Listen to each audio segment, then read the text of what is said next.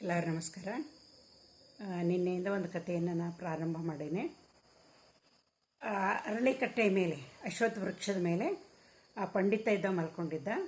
ಆಗ ಪಿಶಾಚಿಗಳಿದ್ದವರು ಬರ್ತಾರೆ, ಎಲ್ಲ ಅವನು ಬಂದು ವನದೇವಿ ಜೊತೆ ಮಾತಾಡ್ತಾ ಇರ್ತಾರೆ. ಆ ವನದೇವಿ ಕೇಳಿದ್ಲು, ಈ ಪಂಡಿತನಿಗೆ ಗೊತ್ತಿಲ್ಲ ಅಂತಂದು ಅಂದನಲ್ಲ, ಅತ್ಯಂತ ಮಹತ್ವವಾದಂಥ ಶ್ಲೋಕ ಯಾವುದೈತಿ ಕೇಳಿದ ಕೂಡಲೇ ಆವಾಗ ಪಿಶಾಚಿ ಹೇಳ್ತು, ವನದೇವಿ, ಮಹತ್ವದ ಶ್ಲೋಕ ಅಂತಂದ್ರೆ ರಾಮ ವನವಾಸಕ್ಕೆ ಹೊರಟಿರ್ತಾನ, ಅವನ ಜೊತೆ ಲಕ್ಷ್ಮಣನೂ ಹೊರಡ್ತಾನ, ಸೀತೆನೂ ಹೊರಡ್ತಾಳ. ಆವಾಗ ಲಕ್ಷ್ಮಣಂದು ಅದಾಗ ಮದುವೆ ಆಗಿರ್ತೈತಿ. ಆದರೂ ಅವನ ತಾಯಿ ಅವನನ್ನು ಕರೆದು ಹೇಳ್ತಾಳ, ನೋಡಪ್ಪ, ಇನ್ನು ನೀ ಎಲ್ಲಿ ಇರ್ತಿದಿ ಅದ ಅಯೋಧ್ಯೆ ಅಂತೇಳಿ ನೀ ತಿಳ್ಕೊ. ಇನ್ನು ಮುಂದೆ ರಾಮನೇ ನಿನ್ನ ತಂದೆ, ಸೀತೆಯೇ ನಿನ್ನ ತಾಯಿ. ಅದಕ್ಕೆ ಅವರಿಗೆ ಯಾವಾಗಲೂ ನೀ ಬೆಂಗಾವಲಾಗಿರು, ಅವರ ಸೇವೆಯನ್ನು ಮನಮುಟ್ಟುವಂಗೆ ಮಾಡು ಅಂತ ಹೇಳಿದ್ಲು ಆ ಮಹಾತಾಯಿ. ಇದು ಭಾಳ ಮಹತ್ವದಲ್ಲೇನು. ತನ್ನ ಮಗ ಕಾಡಿಗೆ ಹೊಂಟಾನ ಅನ್ನುವಂಥ ದುಃಖ ಇಲ್ಲ, ಇನ್ನ ಮದುವೆ ಆಗ್ಯಾನ ಅಂತಂದೇಳಿ ಅನ್ನುವಂಥ ದುಃಖನೂ ಇಲ್ಲ. ಬದಲಾಗಿ ಅವಳು ಈ ಮಾತನ್ನು ಹೇಳ್ತಾಳ. ಅಂದ್ಕೊಳ್ಳೆ ವನದೇವಿನೂ ಅಂದ್ಲು, ಹೌದಲ್ಲ, ಇದು ಎಂಥ ಮಹತ್ವದ ಒಂದು ಶ್ಲೋಕ ಐತಲ್ಲ ಅಂತಂದು ಹೇಳಿ ವನದೇವಿನೂ ಅಂದ್ಲು. ಅವಾಗ ಪಂಡಿತು ಭಾಳ ಖುಷಿ ಆಯ್ತು. ಎಲ್ಲ ಭಾಷೆ ಬರ್ತಿತ್ತಲ್ಲ, ಅದು ಪಿಶಾಚಿ ಭಾಷೆ ಎಲ್ಲ ತಿಳಿದಿತ್ತು, ಭಾಳ ಖುಷಿ ಆಯ್ತು. ಅಯ್ಯೋ ಚಲೋ ಆತಲ್ಲ, ನನ್ನ ಪ್ರಶ್ನೆಗೆ ಉತ್ತರ ಸಿಕ್ತಲ್ಲ, ನಾನು ನಾಳೆ ರಾಜ್ಯಕ್ಕೆ ಹೋಗಿ ನಾ ಹೇಳಬಹುದು ಮತ್ತು ಬಹುಮಾನ ಗಿಟ್ಟಿಸ್ಬೋದು ಅಂತಂದು ಹೇಳಿ ಖುಷಿ ಆಯ್ತು. ಆವಾಗ ವನದೇವಿ ಮತ್ತೊಂದು ಪ್ರಶ್ನೆ ಕೇಳಿದ್ಲು, ಈಗ ನೀವು ಹೋಗಿದ್ರಲ್ಲ, ಒಂದು ಮಗು ಹುಟ್ಟೈತಿ ಅಂತಂದು ಹೇಳಿದ್ರಿ, ಅದರದ್ದೇನು ಭವಿಷ್ಯ ಅಂತ ಕೇಳಿಲ್ಲ. ಆ ಪಿಶಾಚಿಗಳಿಗೆಲ್ಲ ಗೊತ್ತಿರ್ತಿತ್ತು. ಆವಾಗ ಆ ಪಿಶಾಚಿ ಹೇಳ್ತು, ವನದೇವಿ, ಅಲ್ಲೊಂದು ಅದು ಕೀಳು ಕುಲದೊಳಗೆ ಹುಟ್ಟೈತಿ ಹುಡುಗಿ, ಒಂದು ಹೆಣ್ಣು ಮಗು ಹುಟ್ಟೈತಿ. ಭಾಳ ಅತ್ಯಂತ ಕೀಳು ಕುಲ, ಅವಾಗಿನ ಕಾಲದೊಳಗೆ ಅವೆಲ್ಲ ಭಾಳ ಇರ್ತಿದ್ವು ಕುಲದ ಬಗ್ಗೆ. ಆ ಏನು ಹುಡುಗಿ ಹುಟ್ಟೈತಲ್ಲ ಇವತ್ತು, ಅದನ್ನು ಈ ಪಂಡಿತ ಮದುವೆ ಅಕ್ಕಾನ ಅಂತ ಹೇಳಿದ್ಲು. ಮುಂದೆ ಅವನ ಈ ಹುಡುಗಿಯನ್ನು ಮದುವೆ ಅಕ್ಕಾನ ಅಂತಂದು ಹೇಳಿದ್ಲು. ಇವಾಗ ಎದೆ ಧಸ್ ಅಂತು.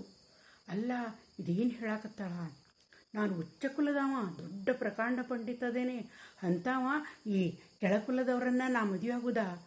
ಇದನ್ನು ಹೆಂಗಾರ ಮಾಡಿ ನಾನು ತಡೆ ಹಿಡಿಬೇಕು, ಇದು ಸುಳ್ಳು ಮಾಡಬೇಕು ಅಂತಂದು ಹೇಳ ಮನಸ್ಸಿನೊಳಗೆ ನಿರ್ಣಯ ಮಾಡ್ದ. ಬೆಳಗಾತು ಕೂಡ ತಿರುಗಿ ಅವ ಮತ್ತೆ ತನ್ನ ಊರಿಗೆ ಹೊಂಟ. ಈ ಮಹಾರಾಜ್ಗೆ ಉತ್ತರ ಹೇಳಬೇಕು. ಒಂದನೇದ್ದು ಉತ್ತರ ಹೇಳಿ ಬಹುಮಾನ ಗಿಟ್ಟಿಸ್ಕೋಬೇಕು. ಎರಡನೇದ್ದು ಹೆಂಗಾರ ಮಾಡಿ ಈ ಹುಡುಗಿಯಿಂದ ನಾ ಬಿಡುಗಡೆ ಪಡಿಬೇಕು, ಈ ಹುಡುಗಿಯನ್ನು ಹೆಂಗಾರ ಮಾಡಿ ಕೊಲ್ಲಕ್ಕೆ ಹಚ್ಚಬೇಕು ಅಂತಂದು ಹೇಳಿ ಈ ರೀತಿ ವಿಚಾರ ಮಾಡಿ ಮಹಾರಾಜನ ಕಡೆ ಹೋದ.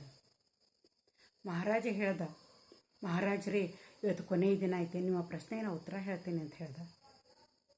ಅವಾಗ ಮಹಾರಾಜ ಕೇಳಿಕೊಳ್ಳಿ ಇವೆಲ್ಲಾನು ಹೇಳ್ದ, ಇಂಥ ಒಂದು ಶ್ಲೋಕ ಭಾಳ ಮಹತ್ವದೈತೆ ಅಂದ್ಕೊಳ್ಳಿ ಮಹಾರಾಜು ಭಾಳ ಖುಷಿ ಆಯ್ತು. ಅವನು ಒಂದು ಬಹುಮಾನವನ್ನು ಕೊಟ್ಟ. ನೀವು ನಂಗೆ ತೃಪ್ತಿ ಆಗುವಂಗೆ ಹೇಳಿದ್ರಿ, ಇದು ನಿಜವಾಗಿ ಖರೆ ಐತಿದ್ದು ಅಂದ್ಕೊಳ್ಳೆ ಪಂಡಿತ ಹೇಳ್ದ, ಮಹಾರಾಜರೇ, ನಮ್ಮ ರಾಜ್ಯಕ್ಕೆ ಒಂದು ದೊಡ್ಡ ಕಂಟಕ ಬರ್ತೈತಿ. ಇಂಥ ಇದ್ರೊಳಗೆ ಈ ದಿಕ್ಕಿನೊಳಗೆ ಹೋದ್ರೆ ಒಂದು ಅರಣ್ಯ ಹತ್ತೈತಿ, ಅಲ್ಲಿಂದ ಒಂದು ಹಳ್ಳಿ ಐತಿ. ಆ ಹಳ್ಳಿಯೊಳಗೆ ನಿನ್ನೆ ಒಂದು ಕೀಳು ಕುಲದಲ್ಲಿ ಒಂದು ಹೆಣ್ಣು ಮಗುವಿನ ಜನನಾಗೈತಿ. ಆ ಮಗುವಿನಿಂದ ನಮ್ಮ ರಾಜ್ಯಕ್ಕೆ ಭಾಳ ಕಂಟಕ ಐತಿ. ಅಂದ ಕೂಡಲೇ ಮಹಾರಾಜ ಏನಂದ, ಆಯಿತು ಹಂಗಂದ್ರೆ ಅಕ್ಕಿನ್ನ ಕೊಲಿಸ್ಬಿಡೋನಲ್ಲ ಅಂತ ಅಂದ್ಬಿಟ್ಟ ಮಹಾರಾಜ. ನಮ್ಮ ರಾಜ್ಯಕ್ಕೆ ಕಂಟಕ ಅಂತಂದ್ರೆ ಆ ಮಗುವನ್ನು ಹತ್ಯೆ ಮಾಡೋದು ಅವನು. ಅವಾಗ ಇವೇನಂದ ಅಂತಂದ್ರೆ, ಇಲ್ಲ, ಮಗುವನ್ನು ಹತ್ಯೆ ಮಾಡಿದ್ರೆ ನಮ್ಮ ಸ್ತ್ರೀ ಹತ್ಯಾ ದೋಷ ಬರ್ತೈತಿ, ಅದಕ್ಕೆ ಇದರಿಂದ ಬಿಡುಗಡೆ ಪಡಿಬೇಕು ಅಂತಂದ್ರೆ ನನಗೊಂದು ಉಪಾಯ ಹೊಳೆದೈತಿ ಮಹಾರಾಜರೇ ಅಂತ ಹೇಳ್ದ. ಆಮೇಲೆ ಏನು ಅಂತ ಅಂದ್ಕೊಳ್ಳಿ ರಾಜ ಕೇಳಿದ ಕೂಡಲೇ, ಇಲ್ಲ, ಅವಳನ್ನು ನಾವು ಕೊಂದರೆ ನಮಗೆ ದೋಷ ಬರ್ತೈತಿ, ಹಂಗೆ ಮಾಡೋದು ಬೇಡ, ಒಂದು ಬಾಳೆ ದಿಂಡಿನ ತೆಪ್ಪವನ್ನು ನಾವು ತಯಾರು ಮಾಡಿಸೋಣ. ತೆಪ್ಪವನ್ನು ತಯಾರು ಮಾಡಿಸಿ, ಯಾಕಂದ್ರೆ ಆ ಊರಿನ ಬಾಜುಕೊಂದು ದೊಡ್ಡ ಹೊಳಿ ಹರಿತಿತ್ತು, ದೊಡ್ಡ ಹೊಳಿ ಹರಿತಾ ಇತ್ತು. ಆ ಬಾಳೆ ದಿಂಡಿನ ತೆಪ್ಪದ ಮೇಲೆ ಆ ಮಗುವನ್ನು ಮಲಗಿಸೋದು.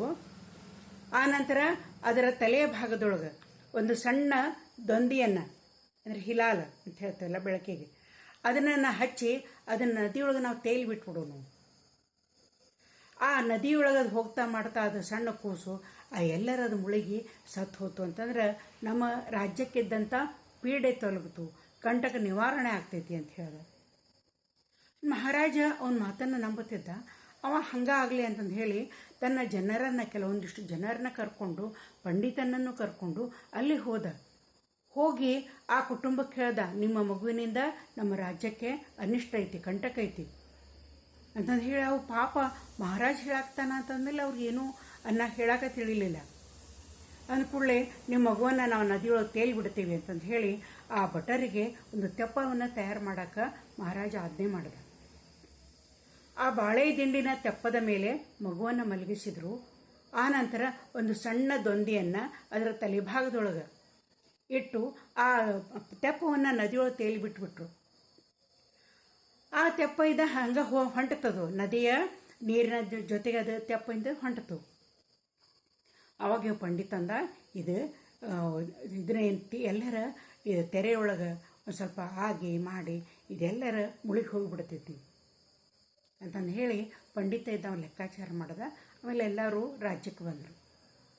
ಹಿಂಗೆ ಒಂದು 8-10 ವರ್ಷಗಳ ಆದವು. ಅದಾದಮೇಲೆ ಈ ಪಂಡಿತನಿಗೆ ಏನಾಯ್ತು ಅಂತಂದ್ರೆ, ಈ ದೇಶ ಸಂಚಾರಕ್ಕೆ ಹೋಗಬೇಕು, ಬೇರೆ ಬೇರೆ ರಾಜ್ಯದ ಪಂಡಿತರ ಜೋಡಿ ವಾದ ಮಾಡಿ ನಾ ಇನ್ನಷ್ಟು ಕಾಣಿಕೆಗಳನ್ನು, ಬಹುಮಾನಗಳನ್ನು ಗೆಲ್ಲಬೇಕು ಅಂತಂದು ಹೇಳಿ ಮಹಾರಾಜನ ಹೇಳಿ ಹೊಂಟಾವ. ಹೋದ್ಗಳು ಏನಾಗ್ತೈತಿ ಅಂತಂದರೆ ಅನೇಕ ರಾಜ್ಯಗಳನ್ನೆಲ್ಲ ವರ್ಷಗಳ ಉರುಳಿದ್ವು. ಅಲ್ಲಿ ಇಲ್ಲಿ ಎಲ್ಲ ರಾಜ್ಯಗಳನ್ನು ತಿರುಗಾಡಿ ಸಾಕಷ್ಟು ಪ್ರಮಾಣದೊಳಗೆ ಬಹುಮಾನವನ್ನು ಗೆದ್ದುಕೊಂಡ. ಆ ಬಹುಮಾನಗಳನ್ನು ಅವನು ಹೊರಿಸಿ ತನ್ನ ಮನೆಗೆ ಕಳಿಸ್ತಾ ಇದ್ದ. ಆ ನಂತರ ಇನ್ನು ಆತು, ನಾ ಎಷ್ಟೋ ವರ್ಷಗಳ ಇದ್ದದ್ದು ಉರುಳಿ ಹೋದವು. ಅವು ಮದುವೆನೇ ಆಗಿರಲಿಲ್ಲ ಪಂಡಿತ. ಯಾಕಂದ್ರೆ ಅವನ ವಿದ್ವತ್ತಿಗೆ ತಕ್ಕಂಥ ಹೆಣ್ಣು ಸಿಕ್ಕಿರಲಿಲ್ಲ. ಅವ್ಗೆ ಯಾರು ನೋಡಿದ್ರು ಅವ್ನು ಪಸಂದ್ ಬರ್ತಿರ್ಲಿಲ್ಲ. ನಾ ಇಂಥ ವಿದ್ವಾನ್ ಅದೇನಿ, ಇವರು ಯಾರೂ ನನ್ನ ವಿದ್ವತ್ತಿಗೆ ಸರಿ ಆಗೋದಿಲ್ಲ ಅಂತ ಹೇಳಿ ಅವ್ನು ಮದುವೆನೇ ಆಗಿರಲಿಲ್ಲ. ಆಮೇಲೆ ತನ್ನ ಊರಿಗೆ ಮರಳಿ ಬರ್ತಾ ಇದ್ದ, ತನ್ನ ರಾಜ್ಯಕ್ಕೆ ಮರಳಿ ಬರ್ತಾ ಇದ್ದ. ಕಾಡಿನೊಳಗೆ ಬರಾಕತ್ತಿದ್ದ. ಒಂದು ಇದರೊಳಗೆ ಆಮೇಲೆ ಪಕ್ಕದೊಳಗೆ ಒಂದು ಹಳ್ಳಿ ಇತ್ತು. ಕೆಟ್ಟು ಉರಿ ಬಿಸಿಲು. ಆಮೇಲೆ ಅವನಿಗೆ ಬಹಳ ನೀರಡಿಕೆ ಆಗಿತ್ತು. ಹೊಟ್ಟೆನೂ ಭಾಳ ಹಸಿವಾಗಿತ್ತು. ಎಲ್ಲಿಯೂ ಊಟ ಸಿಕ್ಕಿರಲಿಲ್ಲ. ಹೀಗಾಗಿ ಇಲ್ಲೆಲ್ಲಾದರೂ ಬ್ರಾಹ್ಮಣರ ಮನೆ ಇದ್ರೆ ನಾವು ಊಟ ಮಾಡಿದ್ರಾತು ಅಂತಂದು ಹೇಳಿ ಅವ ಏನು ಮಾಡ್ದ ಅಂತಂದ್ರೆ, ಅಲ್ಲಿ ಎಲ್ಲ ಹುಡುಕಾಡ್ಕೊಂಡು ಬರಾಕತ್ತಿದ್ದ. ಒಂದು ಮನೆ ಇತ್ತು. ಅದರ ಮನೆಯ ಮುಂದೆ ಒಂದು ತುಳಸಿ ಕಟ್ಟೆ ಇತ್ತು. ಇದು ಬ್ರಾಹ್ಮಣರ ಮನೆ ಅಂತಂದು ಹೇಳಿ ಅವ್ನು ಗುರುತಾಗಿ ಅಲ್ಲಿ ಹೋಗಿ ಆ ಯಜಮಾನನಲ್ಲಿ ಕೇಳ್ದ, ನನಗೆ ಇವತ್ತು ಇಲ್ಲಿ ಭೋಜನ ವ್ಯವಸ್ಥೆ ಆಕೈತೇನು ಅಂತಂದು ಕೇಳಿಕೊಳ್ಳೆ ಆ ಯಜಮಾನ ಅಂದ, ಆಯಿತು, ನೀವು ಏನಂತಂದ್ರೆ ಇಲ್ಲೇ ನದಿ ಐತಿ, ಸ್ನಾನ ಮಾಡಿ ಬರ್ರಿ, ನಾವು ನಿಮಗೆಲ್ಲ ಭೋಜನ ವ್ಯವಸ್ಥೆಯನ್ನು ಮಾಡ್ತೀವಿ ಅಂತಂದ. ಆಗ ಈ ಪಂಡಿತ ಎಲ್ಲ ಕಡೆಯೂ ಅವ್ರು ಪರೀಕ್ಷೆ ಮಾಡ್ಕೊಂಡು ಹೋಗ್ತಿದ್ದ. ಪಂಡಿತ ಅವ ಹೇಳ್ದ, ನಾನು ನಿಮ್ಮ ಮನೆಯೊಳಗೆ ಊಟ ಮಾಡಬೇಕು ಅಂದ್ರೆ ನಾನು 4 ಕಂಡೀಷನ್ ಅದಾವು, ಷರತ್ತುಗಳದಾವು. ಏನು ಅಂತಂದು ಕೇಳಿಕೊಳ್ಳೆ, ಮೊದಲನೇದು, ನಾನು ಹೊಳೆಗೆ ಹೋಗಿ ಸ್ನಾನ ಮಾಡಿ ಬರೋದ್ರೊಳಗೆ 101 ದೇವರನ್ನು ನಾನು ಪೂಜೆ ಮಾಡ್ತೇನೆ, ಅದರದ್ದೆಲ್ಲ ವ್ಯವಸ್ಥೆಯನ್ನು ನೀವು ಮಾಡಬೇಕು. ಆಯಿತು ಅಂದ. ಅಲ್ಲಿ 108 ಬಗೆಯ ಭಕ್ಷ್ಯಗಳನ್ನು ನೀವು ತಯಾರು ಮಾಡಿಸ್ಬೇಕು ನನ್ನ ಊಟಕ್ಕೆ ಅಂದ. ಇವಾಗ ಒಳ್ಳೆ ಇದನ್ನಾತು, ಇವಾಗ 108 ಥರದ ಭಕ್ಷ್ಯಗಳು ನೀವು ಸ್ನಾನ ಮಾಡಿ ಬರೋದ್ರೊಳಗೆ ಹೆಂಗೆ ತಯಾರು ಮಾಡಬೇಕು? ಇಲ್ಲಿ ಸುಮ್ಮನಾದ ಯಜಮಾನ. ಅದು 3ನೇದ್ದೇನು ಅಂತ ಕೇಳ್ದ. ನಾವು ಊಟ ಆದಮೇಲೆ 3 ವಸ್ತುಗಳನ್ನು ತಿನ್ನಾವ ಅಂದ. 3 ಮಂದಿ ನಾ ತಿಂತೇನೆ. 4ನೇದು ಆಮೇಲೆ ನಾನು 4 ಮಂದಿ ಹೊರಬೇಕು ಅಂತ ಹೇಳ್ದ. ಇಂಥ ವಿಚಿತ್ರವಾದಂಥ ಪ್ರಶ್ನೆಗಳು. 101 ಬಗೆಯ ದೇವರನ್ನು ಪೂಜೆ ಮಾಡೋದು, 108 ಬಗೆಯ ಭಕ್ಷ್ಯಗಳ ತಯಾರಾಗಬೇಕು, ಊಟ ಆದಮೇಲೆ 3 ಮಂದಿನ ತಿನ್ನಾವ, 4ನೇದು 4 ಮಂದಿ ಅವನು ಹೊರಬೇಕು. ಇವು ಯಜಮಾನಿಗೆ ಇದನ್ನಾತು ಏನು ಹೇಳಬೇಕು ತಿಳಿವಲ್ದಾಗಿತ್ತು. ಅವನ ಮನೆಯೊಳಗೆ ಮಗಳಿದ್ಲು. ಆಕೆ ಇವನ್ನೆಲ್ಲ ಕುಂತ ಕೇಳಿದ್ಲು. ತಂದೆನ ಕರೆದ್ಲು, ಅಪ್ಪ ನೀವೇನು ವಿಚಾರ ಮಾಡಬೇಡ್ರಿ, ಹೋಗ್ರಿ, ಅವ್ರು ಸ್ನಾನ ಮಾಡ್ಕೊಂಡು ಬಾ ಅಂತ ಹೇಳ್ರಿ ಅಂಥೇಳಿ. ಆಮೇಲೆ ಹೇಳಿದ್ಕೊಳ್ಳೆ ಪಂಡಿತ ಹೋಗಿ ಸ್ನಾನ ಮಾಡ್ಕೊಂಡು ಬಂದ.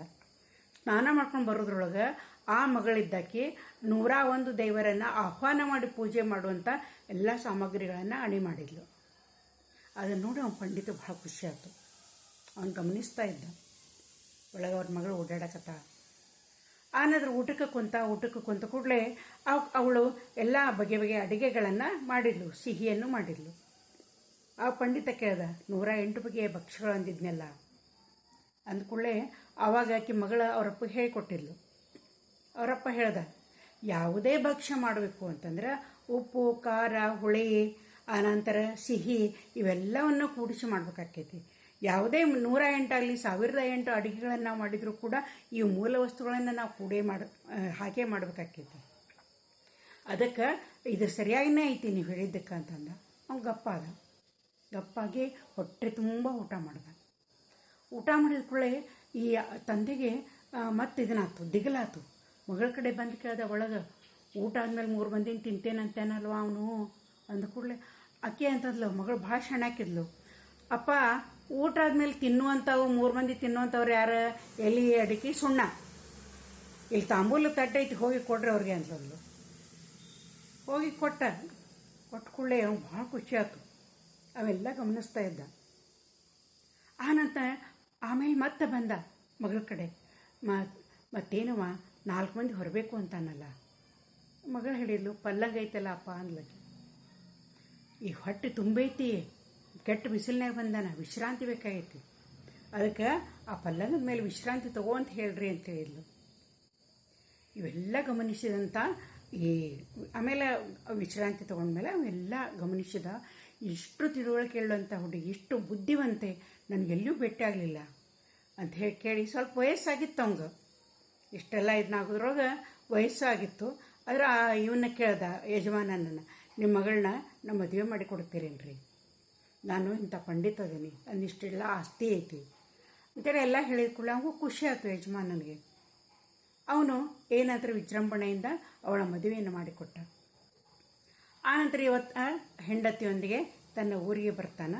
ಬಂದ ಮೇಲೆ ಏನಾಯ್ತು ಅಂತಂದ್ರೆ, ಈ ತನ್ನ ಮನೆಯೊಳಗೆ ಆರಾಮವಾಗಿ ಇರ್ತಾನೆ. ಇಲ್ಲಿಗೆ ಕತೆ ಮುಗಿಲಿಲ್ಲ, ಮುಖ್ಯ ಪಾಯಿಂಟ್ ಇಲ್ಲಿ ಬರ್ತೈತಿ. ಅವಳು ಭಾಳ ಸುಂದರಿಯಾಗಿದ್ಲು, ಪಂಡಿತನ ಹೆಂಡತಿ ಭಾಳ ಸುಂದರಿಯಾಗಿದ್ಲು ಹುಡುಗಿ. ಆದರೆ ಆಕೆಗೆ ಏನಂತಂದ್ರೆ, ಈ ಬಲಗಡೆ ಕಡೆ ಒಂದು ಮಚ್ಚೆಗತ್ತಲೆ ಕಪ್ಪಾಗಿತ್ತು, ಅದಷ್ಟ. ಆಮೇಲೆ ಒಂದು ಸಲ ಕೇಳ್ತಾ ಅವ ಕೇಳ್ದ, ನೀನು ಎಲ್ಲೂ ಒಂದು ಮತಿ ಅನ್ನೋದಿಲ್ಲ, ಈ ಬಲಗಡೆ ಕಡೆ ಒಂದು ಮತಿ ಐತಲ್ಲ ನಿನಗೆ, ಮಚ್ಚೆಗತ್ತಲೆ ಏನೋ ನೋವಾದಂಥದ್ದು ಅಂದ್ಕೂಳೆ ಆ ಹುಡುಗಿ ಹೇಳಿದ್ಲು, ಹೌದು, ಅದಾರಲ್ಲ ನಮ್ಮ ತಂದೆ, ಅವರು ನನ್ನ ಸಾಕು ತಂದೆ. ನಾ ಸಣ್ಣಕ್ಕಿದ್ದಾಗ, ಕೂಸಿದ್ದಾಗ ನನ್ನ ಯಾರೋ ಬಾಳೆ ದಿಂಡಿನ ಮೇಲೆ ನನ್ನ ಮಲಗಿಸಿ ನನ್ನ ಹಣೆ ಕಲೆಯ ಒಂದು ದೊಂದಿಯನ್ನು ಇಟ್ಟು ನನ್ನ ಹೊಳೆಯೊಳಗೆ ತೇಲಿಬಿಟ್ಟಿದ್ರಂತ.